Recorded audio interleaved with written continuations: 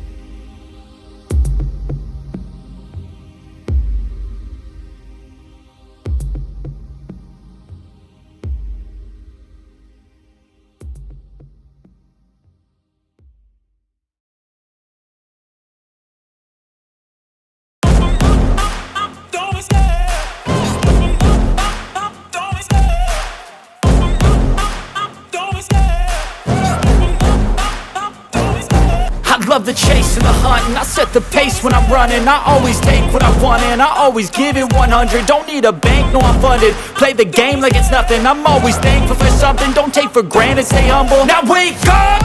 It's time to look at the enemy. Look in the mirror if he is no friend to me. It's not working out, maybe it's the chemistry. It's time to break up, so